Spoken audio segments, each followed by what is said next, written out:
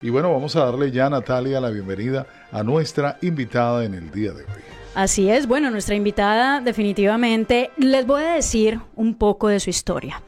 Isabel Cuervo es colombiana, para mi sorpresa y honor es de Cali, igual que yo. Es periodista, productora y directora, ha ganado varios premios, pero hay uno en particular que definitivamente hay que nombrar, y es que en el 2015 ganó un Emmy. Y bueno, ha trabajado con diferentes diarios en Colombia como El Espectador, El Tiempo, y se ha especializado en bastante en los temas de narcotráfico, del terrorismo, de todo lo que ha sucedido desafortunadamente en nuestro país. Pero hay un dato muy interesante, y es que en el 2018 ella realizó un reportaje investigativo sobre George Soros. Muy pocos hispanos tienen ese conocimiento de este personaje, pero debido a esa entrevista fue censurada, y es más, hasta la investigaron. Pero bueno, gracias a Dios todo salió bien, y por eso es que la tenemos aquí como invitada, porque Pangea se está esforzando al máximo de que ustedes, nuestros oyentes, nuestros televidentes, vean toda la cara, como se dice, vean las dos caras de la moneda, qué es lo que está sucediendo a nivel nacional, qué es lo que está sucediendo a nivel internacional con la izquierda, ¿no?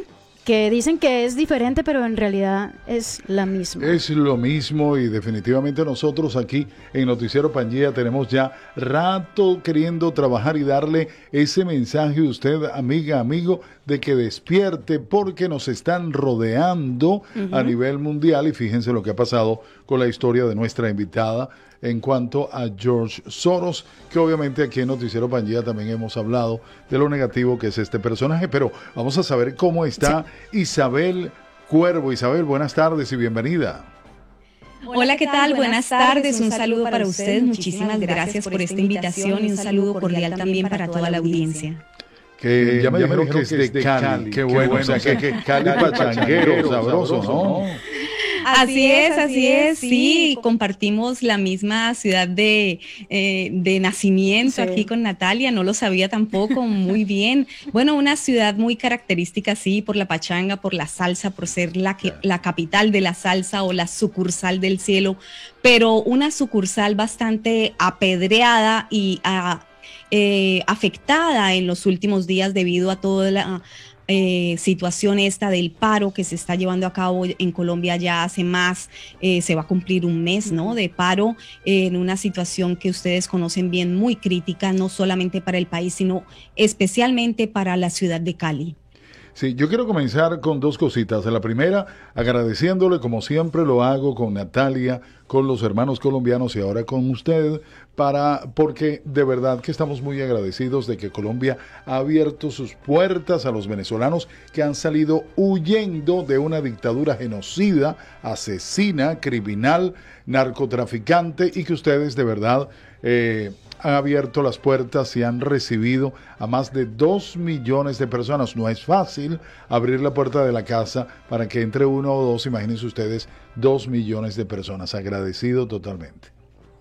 Muchas gracias, Edgar. Sí, es una situación de humanidad, ¿no? Lo que hay que hacer en cuanto a recibir los hermanos venezolanos, eso lo conocemos muy bien en Colombia. Venezuela fue un país receptor de colombianos durante muchos años, durante toda esa opulencia que ustedes vivieron como país petrolero, antes de la llegada de este cáncer terrible del chavismo y luego el madurismo. Así que yo pienso que como países latinoamericanos estamos muy conscientes de esa hermandad que nos une, pero también hay que marcar importante en estos momentos de análisis geopolítico el asunto de la manipulación de las migraciones y el asunto de la manipulación maniquea de lo que son las fronteras. Yo creo que más adelante vamos a adentrarnos un poquito más a fondo en ese tema. Claro que sí, es que de verdad lo que está sucediendo a nivel mundial, hay una de las cosas, Isabel, que hablamos muchísimo acá, y es de que dicen no que la izquierda no tiene, es muy diferente en Latinoamérica que lo que es en Estados Unidos. Hay personas que, digamos, nos tildan como que no sabemos lo que estamos hablando. pero tú eres una experta en eso. Precisamente sé que hiciste hace poco un programa hablando referente de la izquierda global y sus nexos o conexiones con la izquierda de aquí de Estados Unidos. Entonces, se puede decir que sí hay una conexión, ya hay una similitud, ¿correcto? Bueno, sí hay conexiones, definitivamente, hay conexiones y hay similitudes y hay paralelos entre lo que está ocurriendo, sobre todo por llamar la atención en un tema específico, sobre todo, por ejemplo, en cuanto a las manifestaciones que se han desatado en diferentes lugares como Estados Unidos, como Chile, como Colombia, por traer un ejemplo puntual aquí sobre la mesa. Sí, hay paralelos, hay similitudes, hay detonantes también que son muy característicos, que se repiten en este tipo de manifestaciones sociales que después, al poco tiempo, se convierten en manifestaciones supremamente violentas, con toques de anarquía, con toques de desestabilización absoluta social, con desestabilización que también tiene un objetivo muy, muy claro, y es buscar la desestabilización política. Y a ¿cómo llegan allí? ¿Cómo es que este camino de una manifestación legítima, porque el pueblo legítimamente puede manifestarse en democracias, total, cosa que no pueden hacer en dictadura? Correcto. Y valga aquí aclarar que las dictaduras no solamente son de derecha, sino también de izquierda. Venimos padeciendo dictaduras muy, muy claras, por ejemplo, como en el país de Edgar, en Venezuela, como en Nicaragua, en donde vuelven y se montan al poder increíblemente, como en Cuba, que lleva 62 años de dictadura, de un único gobierno sin derecho a voz y a voto del pueblo, sin derecho a disentir siquiera, sin derecho ni siquiera a que se reconozca a sus presos políticos o a sus disidentes en escenarios internacionales como en Europa, que tanto se ufanan de la socialdemocracia, y entonces por allí van maquinando estas izquierdas rígidas, totalitarias,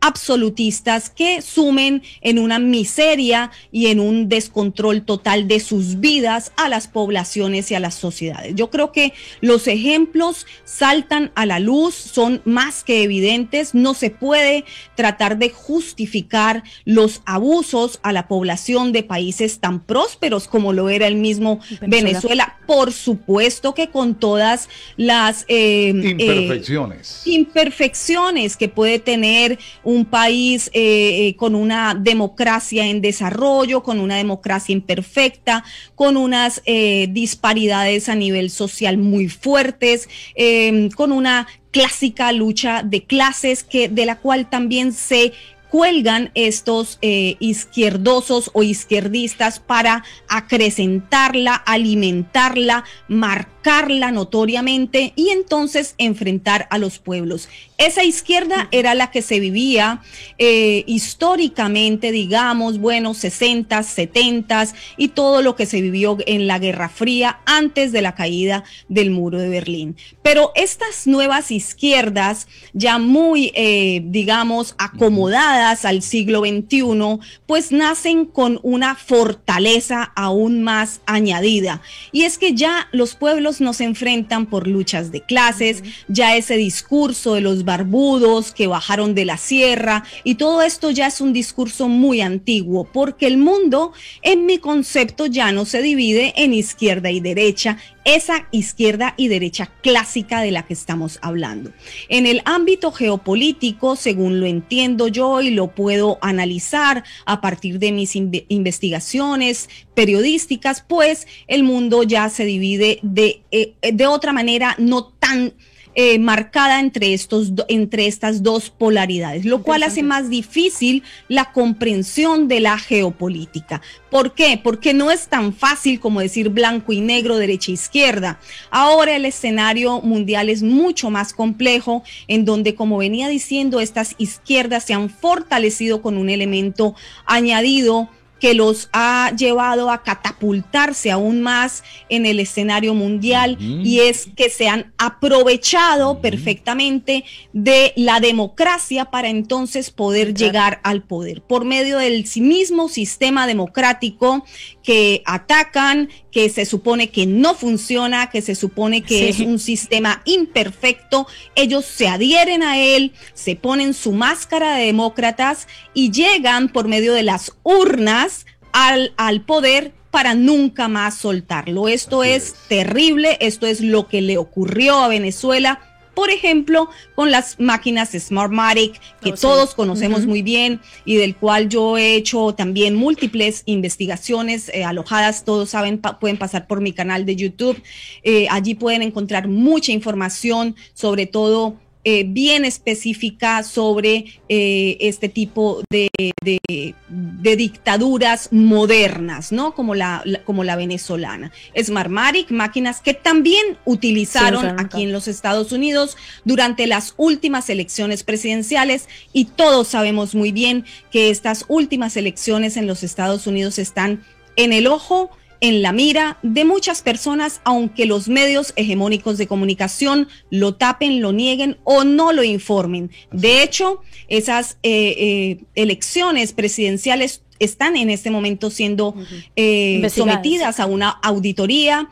Pocas personas siguen todo el proceso de auditoría, pero vamos a ver hacia dónde desemboca esto. Yo también lo denuncié en su momento, no solamente en ese reportaje del que hablabas, Natalia. En 2018 realizó ese reportaje famosísimo y censuradísimo sobre George Soros. Desde allí yo denunciaba esta conexión con esta manipulación de las votaciones, por ejemplo, en Venezuela. Ese link o ese enlace o esa conexión que yo revelé en esa investigación que fue censurada y por la cual me sometieron a investigación federal y por la cual todos los medios hegemónicos me pusieron en la palestra pública para apalearme y acusarme de antisemita y de otra cantidad de arbitrariedades que jamás, nunca nadie pudo comprobar, ni siquiera la investigadora federal.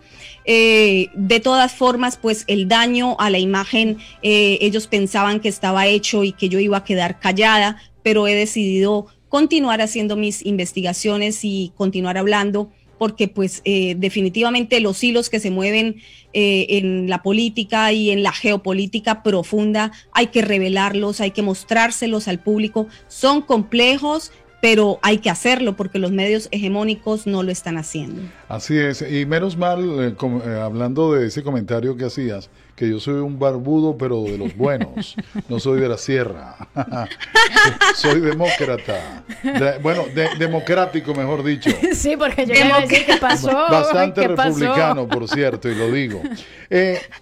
Yo quiero complementar ese comentario extraordinario que acabas de hacer, relacionado a estas dictaduras modernas, con algo que precisamente estas dictaduras modernas han hecho: apoderarse, no sé si estás de acuerdo conmigo y con Natalia, apoderarse de los medios de comunicación. ¿Qué opinas? Por supuesto, absolutamente. Y lo explico en varias de mis investigaciones, lo cual, bueno, yo venía diciéndolo desde ese 2018, desde ese reportaje investigativo que realicé sobre este nefasto personaje que es George Soros, y vuelvo y lo traigo a colación porque tiene todo que ver, porque es que desde allí podemos entender el engranaje en el que ha sido metido, en el que han sido metidos los medios de comunicación y del cual hacen parte todos estos medios hegemónicos. ¿Por qué? Pues porque un buen periodista de investigación sabe que siempre va a encontrar verdades, follow the money, siguiendo las líneas de ruta de dinero, y eso es lo que cualquier periodista, no hay que ser muy brillante. No, debería de hacerlo, es alta práctica, ¿no? Cualquiera, todos sabemos que hay que seguir las líneas de poder y de dinero, porque allí encontramos las respuestas a todo. Entonces, bueno, así fue que yo encontré, por ejemplo, esos nexos entre George Soros y organizaciones no gubernamentales y medios de comunicación en el mundo entero.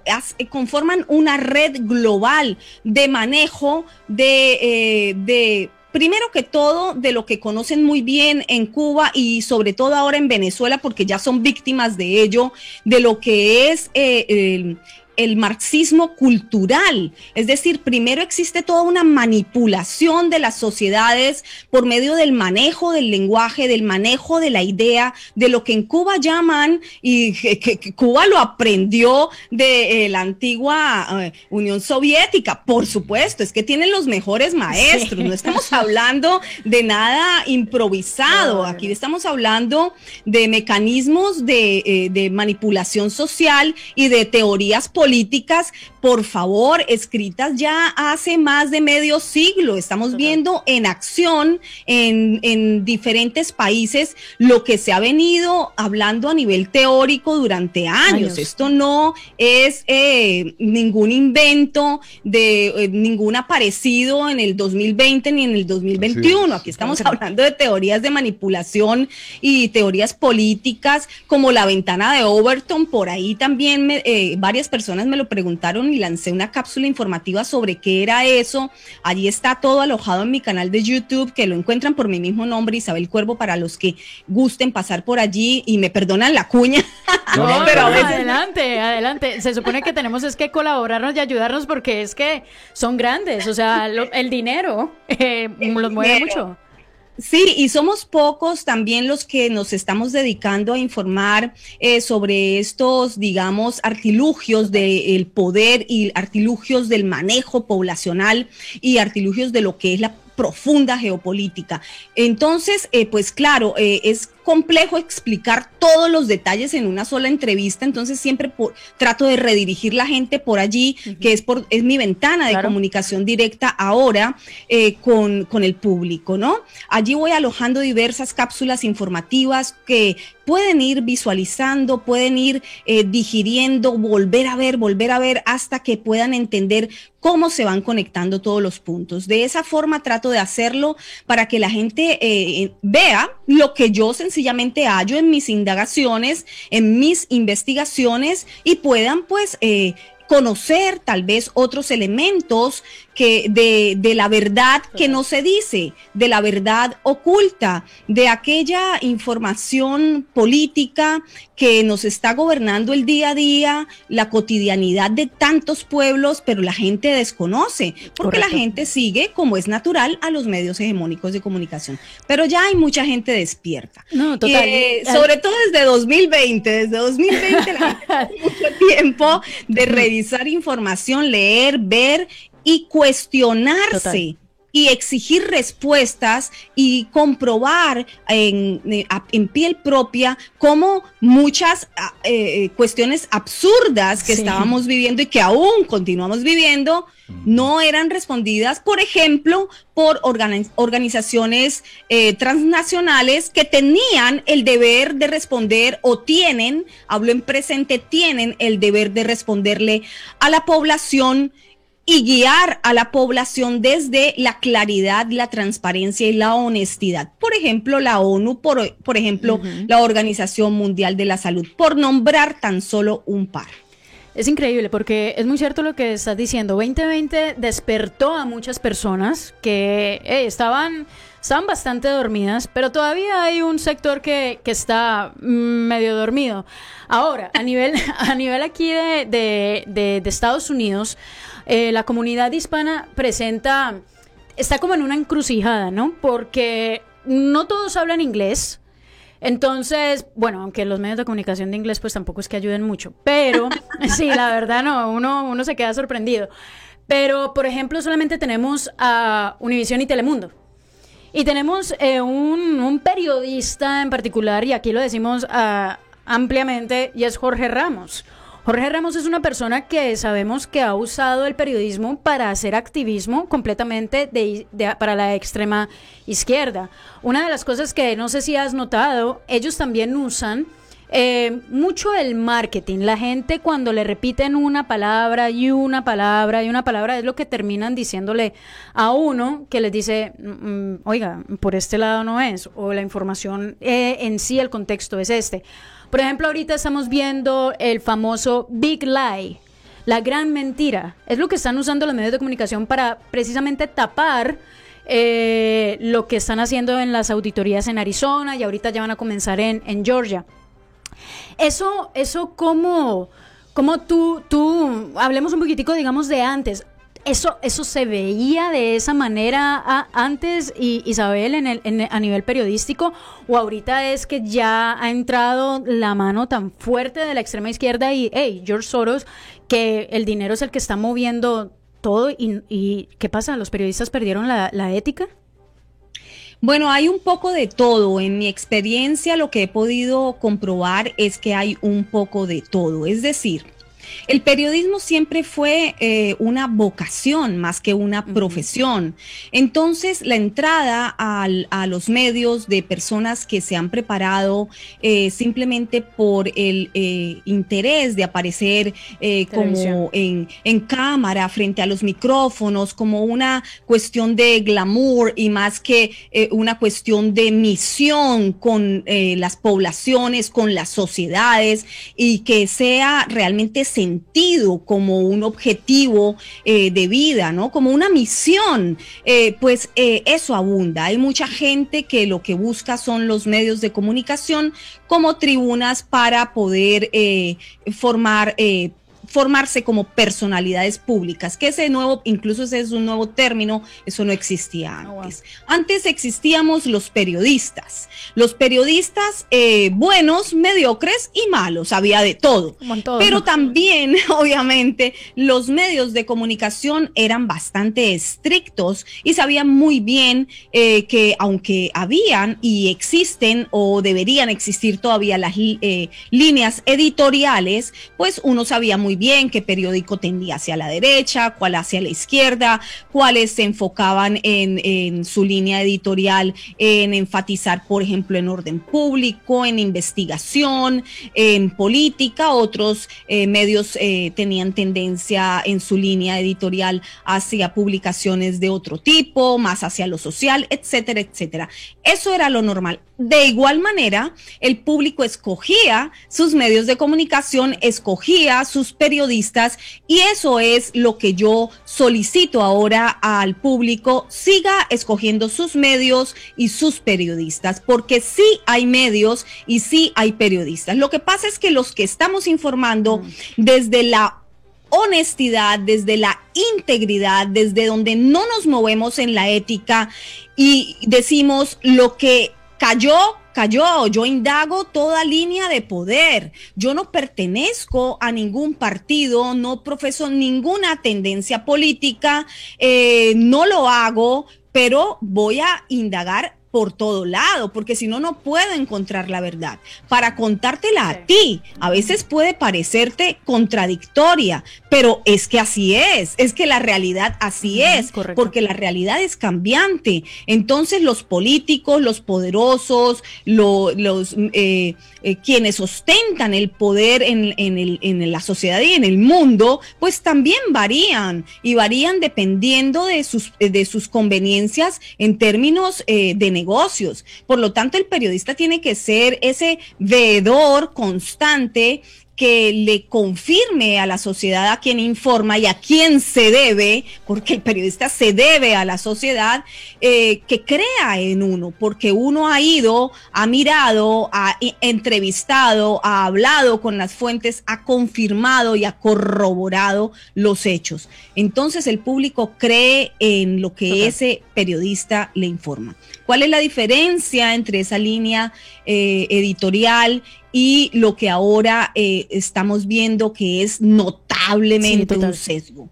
Hago aquí un paréntesis para decir, no se puede olvidar, además de todo lo que he dicho hasta el momento en términos de periodismo, que también existe el periodismo de opinión, periodismo al cual yo he dado el salto desde 2020 y he decidido darlo porque no solamente pretendo seguir haciendo investigación y análisis, sino que también ahora ejerzo como periodista de opinión, y lo advierto siempre para que después no me digan, bueno, pero es que tú también tienes un sesgo. No tengo un sesgo, tengo una opinión que desde 2020 ya estoy comunicando a ese espectador que desea ver mi trabajo para poder que entienda cuál es mi análisis y cuál es mi opinión. Eso es diferente a lo que están obligados o lo que yo estaba obligada antes de declararme como periodista de opinión, en donde tenía que mantener un margen o una distancia constante, ser totalmente balanceada la información y no jugar el papel de activista en lugar de periodista. Eso es lo que estamos viendo en los grandes medios. ¿Por qué? Bueno, pues porque las directivas o las líneas editoriales están compradas por billeteras muy frondosas, muy poderosas. Y lo digo como periodista de investigación que ha confirmado cómo grandes medios hegemónicos como el New York Times, Washington Post, etcétera, y de allí para abajo, reciben dineros bastante cuantiosos de personajes como George Soros. ¿Por qué vuelve y sale este personaje a la luz? Bueno, porque es clave en el entramado mundial, en el manejo de fondos, del redireccionamiento de dineros, por ejemplo, de dineros tuyo, mío, de Edgar y de todos los ciudadanos de este país, Estados Unidos, que pagamos impuestos y entonces se redirigen a las arcas de George Soros para él luego desde su fundación Open Society Foundations redirigirlo a su vez a la red de organizaciones no gubernamentales y medios de comunicación que tiene en el mundo entero y que maneja con fines total y absolutos de injerencia político-social en el país en donde él esté tocando. Ejemplo, muchísimos. En Europa lo conocen muy bien. En Latinoamérica no conocían nada de este personaje hasta que aparece mi reportaje investigativo censurado y que sigue vigente en mi canal, y ahí lo van a encontrar bajo el nombre de reportaje completo George Soros. No le he cambiado ni siquiera el nombre desde el momento en que lo publiqué. Y 5 meses después, este gran potentado millonario pide mi cabeza porque revelo justamente esas líneas de financiamiento y esas conexiones de esos dineros que él dirige a Colombia, a organizaciones no gubernamentales, a medios de comunicación, que a su vez están relacionados con narcoguerrillas y a su vez están relacionadas con dictaduras de Cuba y Venezuela. Estalló la bomba, lo siento, pero lo que la investigación arroja, hay que decirlo. Te felicito por esa valentía que demuestras y definitivamente te apoyamos porque hay que hacer así, no podemos quedarnos dormidos, todos debemos despertar y estar pendientes de reportajes y de periodistas como tú que están haciendo un excelente trabajo, de verdad hay que seguir así. Gracias, Edgar, te agradezco muchísimo tus palabras, vuelvo y reitero también al público, es mi deber, es lo que he hecho por más de 25 años en esta profesión, que es una misión y es una pasión informativa, que yo pienso que, bueno, he tenido varios incluso tropiezos graves, delicados a lo largo de mi carrera con bandidos de todo tipo, porque durante todos los 90 cubrí lo que era la guerra, narcotráfico, paramilitarismo, guerrilla armada en mi país y en diversos lugares de Latinoamérica. Eso me llevó a que me pusieran también en el foco de atención y bueno, tuve algunas problemáticas también de seguridad, por lo cual esa vez también tuve que volver a salir de mi país. Pero nunca imaginé sufrir acoso, persecución, amenazas y sobre todo censura y difamación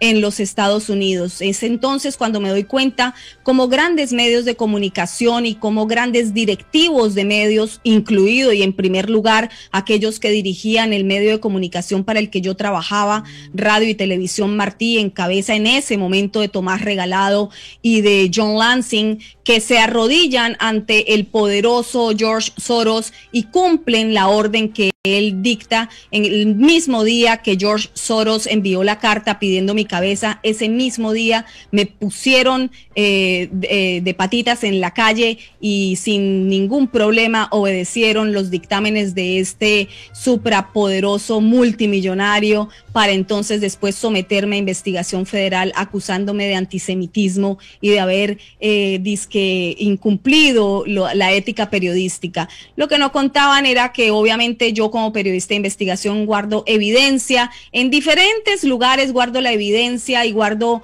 las pruebas de todo lo que investigo y pues obviamente posteriormente fui sacando, por ejemplo, me acusaron de nunca haber hecho una entrevista a una ex agente del FBI. Yo tenía copia absoluta, completa de esa entrevista, la publiqué, la mostré.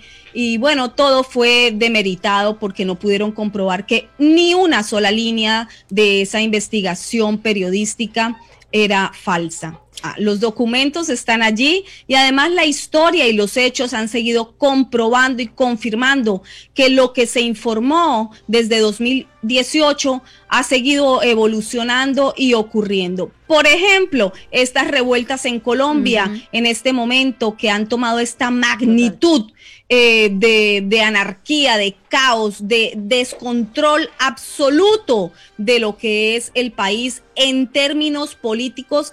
Total, absoluto descontrol, en términos social, total y absoluto descontrol, es un hecho y no es gratuito. Todo esto viene gestándose y alimentándose bajo, digamos, bajo la mesa, ¿no?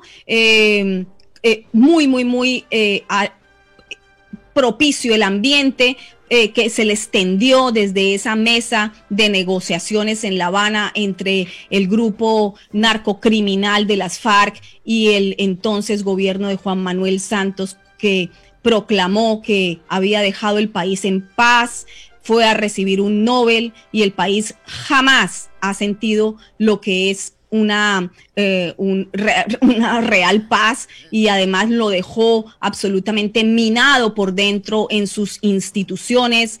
Todo está comprometido, todo está tocado por dineros del narcotráfico. Colombia en este momento está viviendo su momento más riesgoso de pérdida de la democracia y lo vengo diciendo desde las elecciones pasadas y desde 2018. A mí algo que me llama la atención, Isabel, y aprendí en 2020, es de que cuando lo empiezan a llamar a uno conspirador y empiezan a esa censura y ese ataque es porque verdaderamente hay una verdad. Y es, mira, tú vienes desde hace cuántos años haciendo todas estas investigaciones, todo el ataque que has recibido, o sea, nada más y nada menos que de George Soros. Y la gente probablemente decía en ese comienzo, no, esto es conspiración, y resulta que no. Lo estamos viendo cada día, todos los días hay algo nuevo, todos los días vemos cómo la izquierda va avanzando. A mí me sorprende cuando las personas dicen, no, es que la izquierda, no, es que el comunismo y el socialismo no van a llegar. Y uno dice, pero es que ustedes piensan que eso llega en instante. No, es paso a paso. Y ese es el punto que vamos viendo, digamos, con Colombia. A mí personalmente, Isabel, sí me tiene muy preocupada lo que está sucediendo en Colombia, porque definitivamente ahí está la mano de George Soros y usa a Gustavo Petro. A mí no me vengan a decir que Gustavo Petro no está involucrado en todo esto, quiere desestabilizar el país y es muy similar a lo que vimos acá cuando vinieron las elecciones de 2020 con Donald Trump. Desestabilizaron el país. Esas son las tácticas que ellos están viendo. Ahora, ¿tú cómo ves, digamos, Colombia a nivel del presidente, a nivel de Iván Duque y quién pudiese, por ejemplo, continuar, no sé, qué candidato, Isabel, pudiese contrarrestar esa izquierda tan horrible que nosotros también tenemos en Colombia? Porque yo personalmente no veo en este instante. Bueno, en eso coincidimos. Yo pienso que parte de la solución de lo que tiene que ocurrir es que tienen que aparecer líderes preparados para asumir la recomposición del país. ¿Qué ha pasado con Iván Duque? Con Iván Duque ha ocurrido que esto se percibe, se siente y se evidencia como un continuismo del gobierno de Juan Manuel Santos. Yo misma entrevisté en exclusiva a Iván Duque cuando estaba haciendo campaña y tuvimos un one-on-one y le pregunté si incluso podría ser clave Colombia para la reconstrucción de la democracia en Venezuela, sabiendo yo que Colombia era muy importante justamente para esa reconstrucción y esperando una respuesta contundente. La respuesta que me dio en ese momento en entrevista no fue contundente, sino que fue muy tibia. En ese momento yo como periodista, que te digo, ya llevo bastantes años en este oficio, pude darme cuenta que no iba a haber un candidato lo suficientemente fuerte para poder retornar a Colombia a rumbos de democracia duradera, fortalecida, en donde sabemos que tienen que cualquier mandatario que entre en Colombia pues tiene que encargarse de asuntos tan complicados como de la guerrilla, el narcotráfico, el paramilitarismo y todo lo que es la delincuencia común, sobre todo corrupción, que es uno de los problemas más graves. Muy graves. Sobre todo pues una casta política ya muy moldeable y moldeada, en donde se acomodan a donde mejor puedan estar ellos, pero no el pueblo. Es decir, es un pueblo, Colombia es un pueblo lleno de problemáticas y sobre todo después del país que dejó Juan Manuel Santos, con una narcoguerrilla absolutamente fortalecida, y vuelvo y la nombro porque es un elemento clave y fundamental para poder reconstruir esa democracia en Colombia y ese país con una seguridad para el pueblo, no solamente asegurar a los delincuentes, porque es que Juan Manuel Santos lo que hizo fue asegurar a los delincuentes, pero olvidó el pueblo. Entonces la paz no se construye con los delincuentes, a los delincuentes se los somete, a los delincuentes no se los sienta en una mesa a hacer negocios para unos cuantos, porque eso es una alta traición al pueblo colombiano y a sus pueblos hermanos, como Venezuela, a quien hay que ayudar a regresar a la ruta de la democracia, como Ecuador, como Perú, como países como Chile, que acaban de tener también un golpe terrible a su democracia. Es decir, la región se afecta, si se afecta a un país, eso lo hemos visto y sobre todo lo vimos muy notablemente a inicios de este siglo, cuando el Latinoamérica se tiñó de rojo, muy rojito, y eso mismo, de eso se ufanaba Chávez, decía rojo muy rojito, y sí, claro, Latinoamérica, rojo muy rojito, y los argentinos lo recordarán muy bien, todavía están viviendo las consecuencias de eso. Entonces en Colombia es la joya de la corona, porque Colombia, por su punto geográfico y por su naturaleza, no solamente política, que ha sido una de las democracias más fortalecidas en Latinoamérica, aunque así de imperfecta, así es. Para los colombianos dentro de Colombia es muy difícil ver esto, pero vemos como inicios de este siglo 2000, sí se pudieron arreglar bastantes situaciones en el país, donde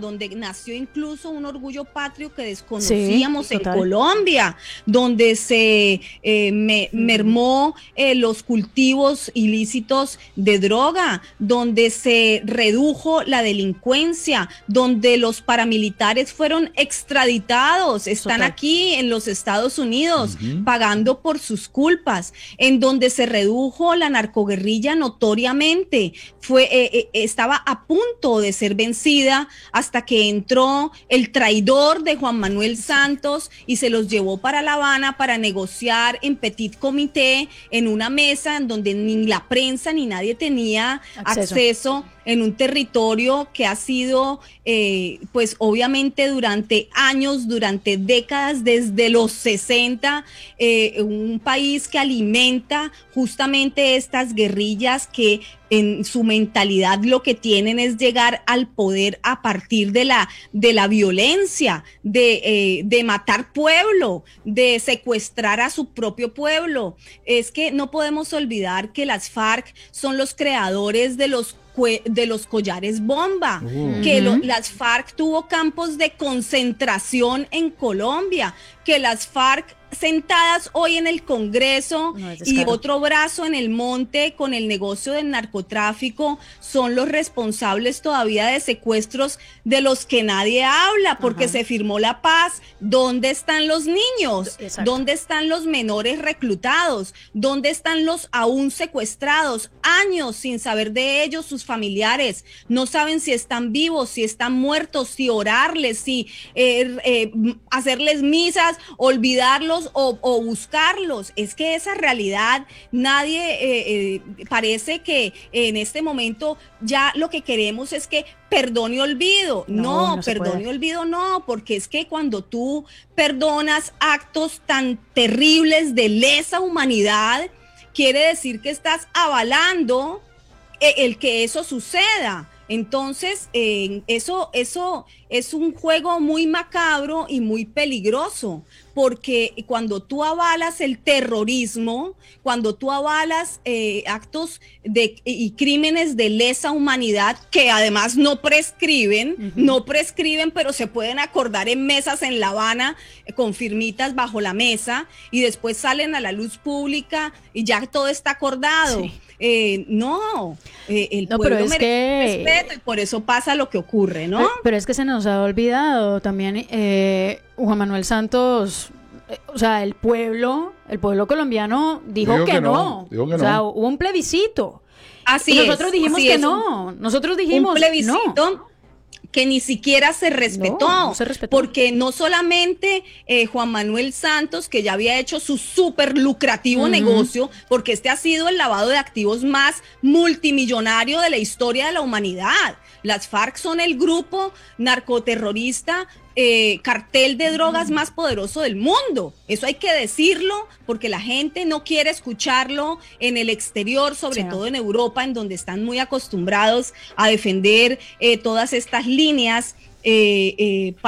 Porque es que hay que hacer la paz, ya esto pasó. No pasó. Pregúntenle a un familiar de un secuestrado que todavía no lo ve y que lleva décadas en poder de este grupo. ¿Dónde están? Esta misma burla con Santrich, que fue noticia la semana pasada de la muerte de Santrich. No sabemos dónde está Santrich. A mí me lo preguntaron como periodista y mi respuesta fue esa. Es otra burla más. ¿Dónde está Santrich? Yo espero los resultados de investigaciones de inteligencia. Mis fuentes indican que están en proceso. Yo no puedo confirmar la muerte de alguien porque el comunicado del grupo terrorista de las FARC lo dice. ¿Cómo voy a citar como fuente fiable el grupo terrorista que es el que sacó el comunicado? Como periodista se cae de su peso. Tengo que esperar fuentes confiables. Entonces, eso se les olvida, se le olvidó esos pequeños detalles a los medios hegemónicos de comunicación. Yo no creo, yo creo que es parte de todo este juego que quiere hacer partícipe a mucha más gente, cada vez más gente de la desinformación. Y lo decía Natalia hace un momento, repite muchas veces un concepto hasta que se adhiera en la psiquis de esa sociedad. Bueno, eso es Goebbels, eso es volver a las enseñanzas de Goebbels, de una mentira repetida mil veces se convierte en verdad. Una de las cosas que, por ejemplo, ahorita lo que tú estás mencionando, y Edgar, hoy, por ejemplo, salió una noticia que es muy da mucha tristeza, es ver cómo, digamos, Estados Unidos está, la secretaria de prensa hoy salió a decir de que están muy preocupados por la violencia, la brutalidad policial que se está viviendo en Colombia con lo de las marchas, y yo me pregunto, yo digo, señores, vamos a seguir con esta temática de policía, de que la brutalidad policial lo están tratando exactamente igual porque Gustavo Bolívar fue a Washington o sea, uno de los que es más de izquierda que hasta el Petro, y vienen ahorita y están diciendo, viene y dice la secretaria de prensa y dice, nosotros estamos investigando y estamos preocupados de esa violencia policial, y yo como que, a ver, espérense un momentico, tenemos a las FARC, hay grupos terroristas que ya el ministro de Defensa dijo, grupos terroristas, la izquierda metida allá haciendo desastres, y ustedes lo único que les está preocupando es violencia y brutalidad policial.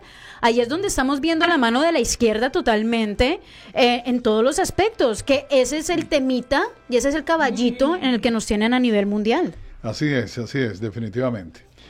Sí, bueno, ahí tendríamos que abrir otro foco de análisis, es muy amplio, sí, pero lo hablé en mi última transmisión en vivo, justamente acerca de esta visita de Bolívar y de Alexander López, es el otro senador que vinieron a ver a un personaje muy notable, muy importante, muy característico de lo que es el soporte de la izquierda, y abro comillas porque insisto, la izquierda no es ahora una cosa monolítica, sí, no, sino ya tiene muchas aristas, pero gran apoyo desde aquí, desde el imperio estadounidense, gran apoyo de la izquierda internacional, el congresista Jim McGovern. Lo explicaba entonces en mi última transmisión en vivo ahí en mi canal de YouTube, para que la gente entendiera muy bien cómo es que se mueven esos hilos de poder. Bueno, tú lo decías, Natalia, vinieron aquí a los Estados Unidos a pedir apoyo, porque es que, claro, terrible lo que está ocurriendo en Colombia, lo que hay que hacer es quitar el apoyo a la fuerza pública. Eso es una estrategia claramente definida en la Agenda 2030 de la ONU. Insisto, esto sería abrir otro campo muchos programas. Muy extenso, sí, daría para varios programas. También he hablado de esto en mi canal, por allí pueden ver información acerca de Davos, de qué tiene que ver la Agenda 2030 de la ONU, de el gran reseteo, de la gran mentira, etcétera, etcétera. Pero todo esto está conectado y tiene que ver con el intento de quitarle todo tipo, no solamente de apoyo monetario, sino de deslegitimización de los cuerpos policiales. Fíjate que lo mismo ocurrió aquí en Estados Unidos cuando el caso de George Floyd, yo también lancé una investigación sobre eso y esos paralelos con Colombia, cuando el caso de Ordóñez, que fue también una persona que falleció luego de un encuentro con la policía. Varios paralelos en Estados Unidos encontré justo con el caso de George Floyd, como una organización no gubernamental llamada Minnesota Freedom Fund era quien incentivaba a las marchas, a las protestas, e incluso se ofrecía a pagar las fianzas de aquellos que eran detenidos en esas protestas violentísimas ocurridas aquí en los Estados Unidos durante el verano de 2020. Esas protestas iban creciendo en magnitud, cada vez se sumaba más gente, cada vez se pedía más defund the police, quiten los fondos a la policía, vamos a hacer variaciones. Fíjate, hay que deslegitimizar a la fuerza pública, hay que quitarle los fondos, son los villanos. No estoy diciendo, paréntesis muy grande, que no haya casos puntuales de abuso policial, que no haya casos puntuales de digamos, violencia, uso de fuerza. Por supuesto que eso también existe y deben ser investigados y deben tener el curso que la ley le ordene. Pero eso no quiere decir que puedes poner en el mismo saco a todos los cuerpos policiales y ahora entonces hay que dejar sin protección policial a la población, porque entonces aquellos que incentivan las protestas así lo dicen. Bueno, me puse a investigar un poco y me di cuenta que la Minnesota Freedom Fund había recibido tan solo unos meses atrás fondos de George Soros de la Open Society Foundations. Su directora, Tonya Hansen, había recibido dineros para que en el otoño de 2019, para que en 2020 llevase a cabo desde su fundación, la Minnesota Freedom Fund, un proyecto que se llamaba... lo estoy buscando en mi memoria, son muchos datos y hace tiempo hice esa investigación, pero te lo voy a decir en un segundo en cuanto me llegue a la memoria, pero había recibido esos fondos de la Open Society Foundations de Soros para justamente trabajar con esos fondos en 2020. Y esa organización era la que incentivaba, organizaba y pagaba las fianzas de los detenidos. Te acordarás en breve, estoy seguro que sí. Pero y me acaba de decir que todo esto que tiene relación con lo del 2030, que por cierto, ya dijiste que bueno, hay mucho de qué hablar, así que estás comprometida casi para hacer otro programa, porque ese tema es muy largo y nosotros aquí lo tocamos muchísimo. El gran reseteo, lo que tiene que ver con el famoso nuevo orden mundial, lo cual le tengo de verdad le tengo idea a todo eso, pero quiero que me hables un poquito sobre las vacunas. ¿Qué opinas tú de todo esto de las vacunas a nivel mundial? Bueno, esta situación de salubridad mundial nos tomó de sorpresa, yo creo que a la mayoría de la población, excepto a unos cuantos poderosos que estaban preparadísimos. Ojo, esto no tiene nada de teoría de la conspiración. Tiene mucho de conspiración y muy poco de teoría, me atrevería a decir yo. Otra vez, paréntesis grande, no quiere decir que no existan las teorías de conspiración. Por supuesto que existen. No quiere decir que no haya información allá afuera por redes y por diferentes lugares que alimenten líneas de pensamiento un tanto absurdas. Eso existe también. Pero eso no quiere decir que todo lo que uno como periodista pueda investigar y confirmar y conectar, entonces caiga en el saco de la teoría de la conspiración, porque tiene que ver en cuanto a temática a lo que aquellos que manejan teorías de la conspiración hablan. Es muy diferente. Eso también es una estratagema, es una forma de acallar a los periodistas o a los científicos o a los, profesionales de cualquier campo, porque aquí hay profesionales de muchos campos muy notables, muy notorios, muy respetados, que han sido acallados y censurados por decir justamente lo que piensan en torno a las vacunas o a la situación esta de salubridad mundial. Como periodista, yo quisiera decirte solo 3 elementos que deberían llevar a la población, por lo menos, a dudar y a cuestionarse y a buscar más información, no solamente seguir de forma tan juiciosa lo que dicten los organismos transnacionales. 1.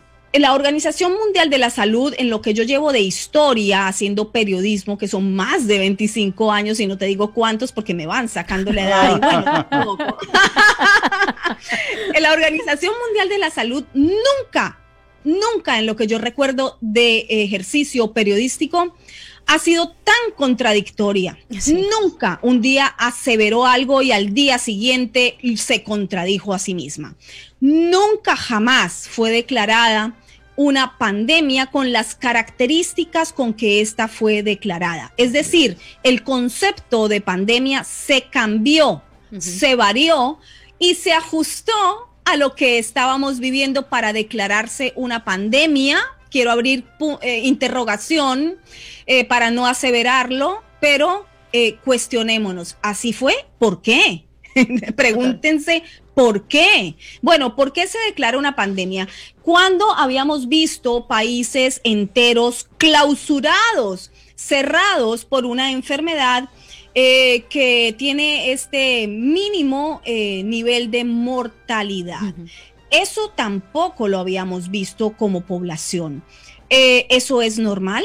Bueno, digamos que estas organizaciones transnacionales como la Organización Mundial de la Salud quisieron pecar de prevenidos y de cuidar muy bien a la población. Pero es que las líneas de investigación no conducen hacia allá. Las líneas de investigación, echando muy poquito para atrás, nos hacen ver y nos hacen corroborar que existía una agenda determinada por la Organización de Naciones Unidas llamada la Agenda 2030. Y es espasmoso, es escalofriante ver cómo se hicieron incluso prácticas o protocolos de práctica de cómo se manejaría a la población mundial en caso de una pandemia. Entonces, pues eso lleva a muchas más interrogantes que tienen que ser resueltas. Y si estas organizaciones no dan respuesta a la población, solamente se limitan a dirigir ordenanzas jamás vistas en la historia de la humanidad moderna, al menos en los tiempos modernos, desde donde hemos declarado derechos humanos, desde donde hemos declarado naciones soberanas, naciones independientes, desde donde estamos viviendo esta realidad, por lo menos en términos de libertades como se entienden en Occidente.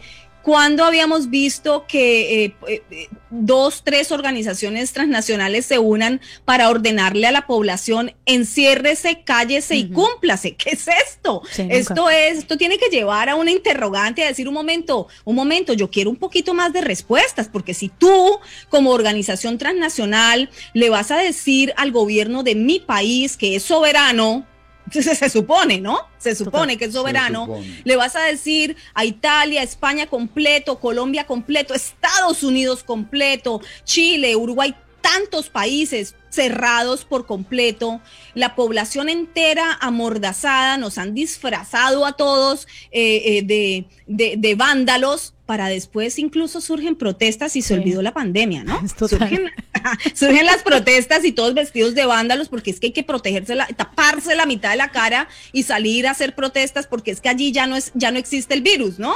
El virus era peligrosísimo antes de las protestas, pero apenas se detona una protesta, entonces ya se deja de hablar de la súper peligrosidad del virus y entonces ya entra otra dinámica y la noticia es la revuelta.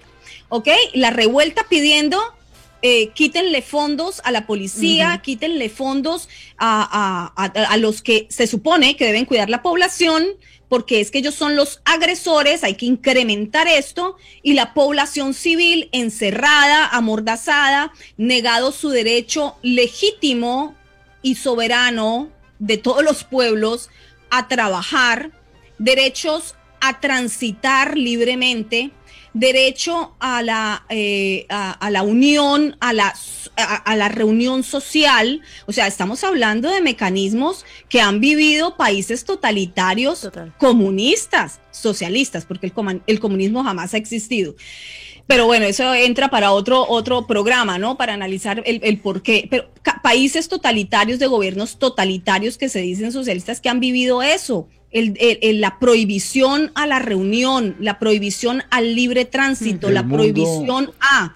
Entonces, toda la población metida en este tipo de ordenanzas, pues por lo menos lo que debe llevar a la población es a cuestionarse y a exigir respuestas de sus gobernantes, que son quienes le tienen que dar respuestas, por qué estos protocolos tan severos los dirigen desde organismos transnacionales. El mundo está al revés, Isabel, ¿cierto?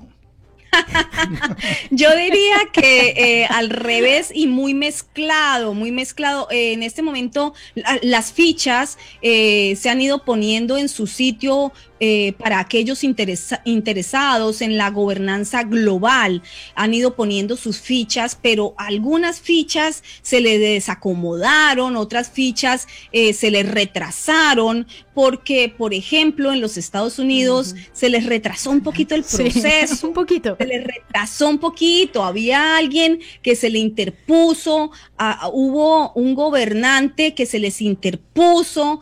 Yo sé que tiene muchos defectos como ser humano y por eso es muy complejo explicarlo y muy complejo que mucha gente lo entienda. Pero desde el análisis geopolítico honesto, de un periodista que sabe cuáles son los elementos que hay que analizar y que está investigando y está viendo la situación, pues lo primero que hay que hacer es la aceptación y decir, un momento, a mí también como que me caía un poquito gordo, no sería como mi mejor amigo, tal vez ni siquiera, ¿no? Mejor ni ir a comer, pero hace no, su trabajo.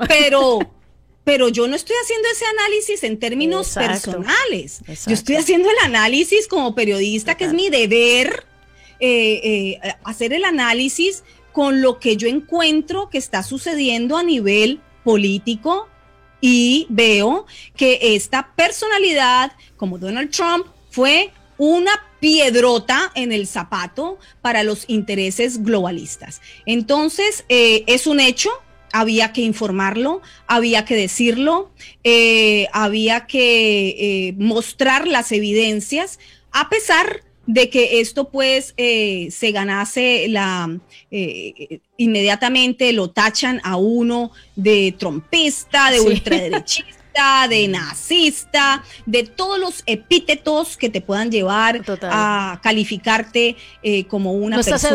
No estás educado, tú no sabes nada, es lo que me dicen a toda hora, me dicen, tú no sabes absolutamente nada y eres racista y nazista. Y yo digo, venga, usted sabe que el nazismo eran socialistas, ¿no? Sí, un pequeño detalle. Es increíble, o sea, es increíble la falta de educación y de historia, Isabel. O sea, es algo que uno dice... Por eso, yo sé que ya nos tenemos que ir yendo, pero es por eso lo que estamos viendo, digamos, ahorita con Palestina e Israel, que vienen los ataques es hacia los israelitas, entonces, pero dicen, no, nosotros los apoyamos, la izquierda está, como tú dices, ya no es únicamente algo específico, sino que tiene muchas ramas y por eso hay que estar muy atentos y muy pendientes y hablar de historia. Hay personas que me dicen, pero es que la historia ya pasó, y yo digo, pero si no aprendemos de ella la vamos a repetir y la estamos repitiendo. Entonces no tiene sentido eso, ¿cierto? Totalmente. De nuevo, por favor, tus redes sociales, Isabel, si eres tan amable. Edgar, muchísimas gracias. Bueno, me encuentran por todas las redes sociales con mi nombre, Isabel Cuervo. Sobre todo una cordial invitación a tu audiencia a pasar por mi canal de YouTube, porque bueno, allí es donde he decidido continuar publicando mis investigaciones, análisis y opinión periodística. Entonces por allí van a poder navegarlo, encontrar mucha información, ir conectando puntos y sacar sus propias conclusiones. En Facebook aparezco como Isabel Cuervo Journalist, periodista en inglés, Isabel Cuervo Journalist. En Twitter, Isabel Cuervo. Instagram, Isabel Cuervo. Y bueno, Parler intentando, pero tumban, vuelven y lo tumban. En Ilbri decidí también abrir el canal en Ilbri, que es como huyéndole a la censura de YouTube, para poder alojar esas cápsulas que tumba y borra YouTube. Bueno, por allá encuentran sobre todo aquellas relacionadas con la salubridad mundial, de lo que estábamos hablando, vacunas, etcétera, etcétera, que es información prioritaria para el pueblo, pero que la hegemonía de las redes sociales, lo que es la dictadura de la tecnocracia, decide borrar. Totalmente. El tiempo se fue demasiado rápido, la hora pasó volando. Eso significa que el tema estuvo muy interesante y nos gustaría, en el tiempo que puedas, volver a tocar temas muy importantes, porque ahora es cuando hay información para nuestros amigos que nos ven y nos escuchan en el mundo entero.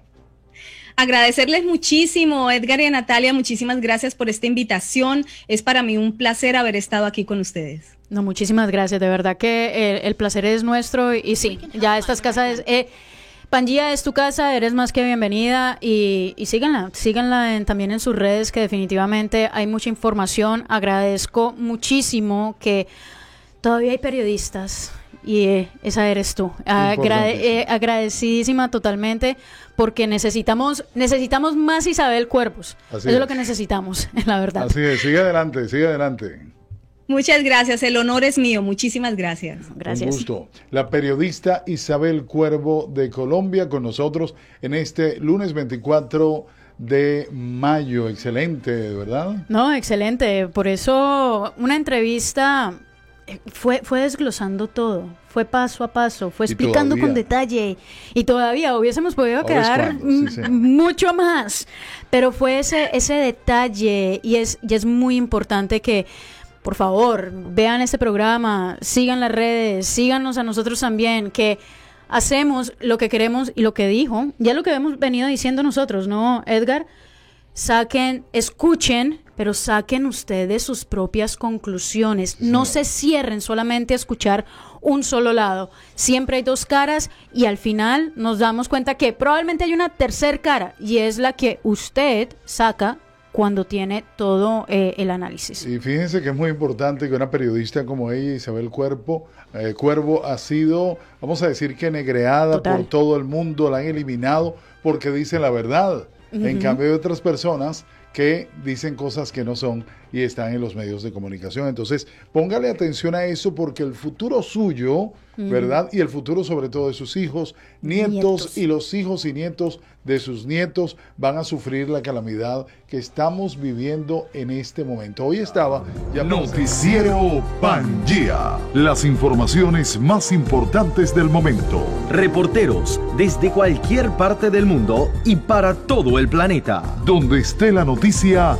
escúchela en Noticiero Pangea.